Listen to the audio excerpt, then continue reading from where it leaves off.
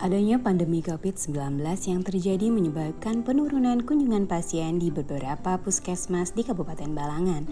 Salah satunya adalah pelayanan kesehatan di UPTD Puskesmas Uren Kabupaten Balangan. Hal ini menjadi salah satu penyebab persediaan obat-obatan tidak bergerak secara optimal sehingga terjadi kondisi dead stock atau obat tidak bergerak. Sedangkan persediaan obat mempunyai batas kadaluarsa, apabila tidak dilakukan pengawasan dan pengelolaan dengan baik, maka dapat menyebabkan banyak persediaan obat yang kadaluarsa. Obat yang kadaluarsa berpotensi berbahaya bagi pasien dan juga puskesmas. Berdasarkan hasil riset Kesehatan Dasar 2018, dinyatakan bahwa 47% masyarakat masih suka untuk menyimpan obat dari dokter yang tersisa jika belum habis digunakan.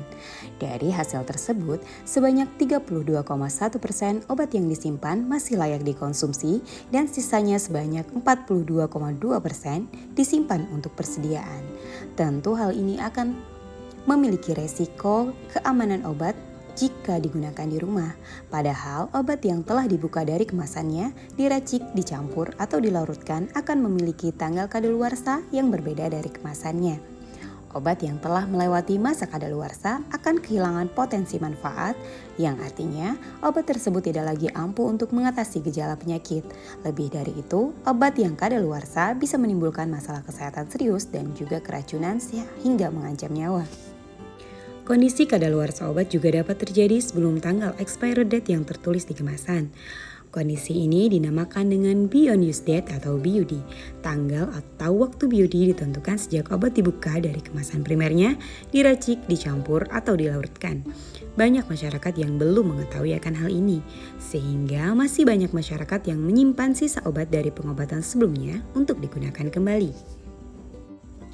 Mengingat BUD tidak selalu tercantum pada kemasan produk obat, maka penting untuk memberikan informasi kepada pasien untuk dapat menggunakan obat dengan tepat dan aman, yakni dengan memberikan etiket atau label pada kemasan obat.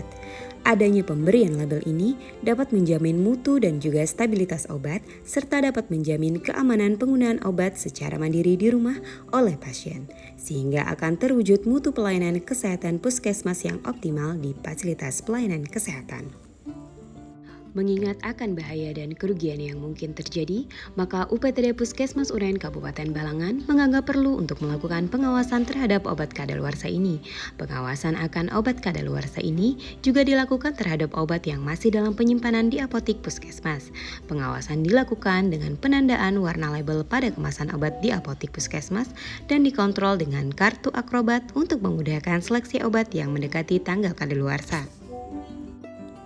Pengawasan terhadap masa kadaluarsa obat ini oleh UPTD Puskesmas Uren diwujudkan dengan inovasi yang diberi nama Bekal Akrobat atau berikan label awasi masa kadaluarsa obat.